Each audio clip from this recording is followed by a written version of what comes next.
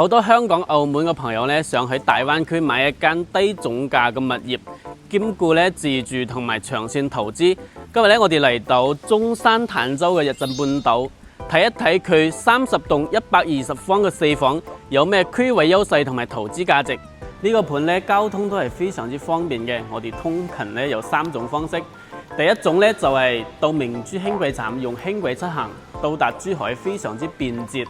第二種咧，樓下有大量嘅港澳直通巴士，定點到達香港啦、澳門啦，真係非常方便嘅。7個關嘅朋友就知啦。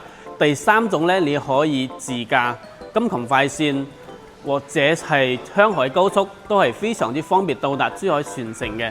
日鎮半島呢個大盤咧，入住率真係超高嘅，樓下呢啲商鋪咧都已經運營咗好耐，非常之旺嘅。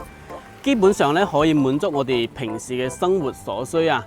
呢個位置咧就比嗰啲偏僻小區咧租金都會高一大截喎。對於有細路仔嘅家庭咧，小區嘅配套係至關重要嘅。我哋小區咧有大型嘅兒童遊樂場，有泳池啦，有網球場啦，有排球場啦，仲有塑膠跑道添。小朋友落樓咧就有地方玩，而且係萬科物業嘅，我相信居住體驗一定唔會差嘅。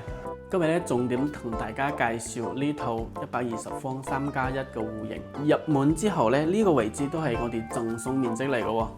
第一間房全部都係贈送嘅，所以我哋呢個戶型咧使用率有100%，南北通個戶型啊。呢邊睇下，呢個陽台都非常之大嘅。開發商依家個樣板房做咗封窗，交樓嘅時候呢個係一個陽台嚟嘅，大家可以晾曬啊、衣服啊都冇問題。呢邊咧成塊落地玻璃，所以話咧就算係3樓採光都非常好。呢個位置擺一個大圓桌，約幾個親朋好友一嚟食飯。呢個廚房都唔細㗎，呢個位置放個雙開門冰箱嘅位置，仲有個生活陽台添。你啲拖把都可以放喺嗰邊。睇下呢邊幾間房，仲有3間房。呢個戶型咧超級適合嗰啲3代同堂啊，大家一齊住嘅，或者投資啊，租金都比較高嘅，間房都比較大啊！呢個係公共洗手間，乾濕分離嘅。呢個 BB 房啊，基本上都夠住啦。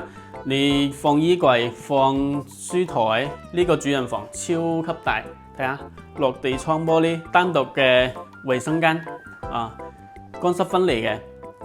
呢種戶型咧，同珠海比咧，肯定要慳咗百幾萬嘅。呢種戶型放喺珠海最少賣300-400萬啦，係咪啊？如果係你點揀呢？大家評論區討論一下。如果有興趣嘅話，我發資料俾大家，歡迎實地睇房。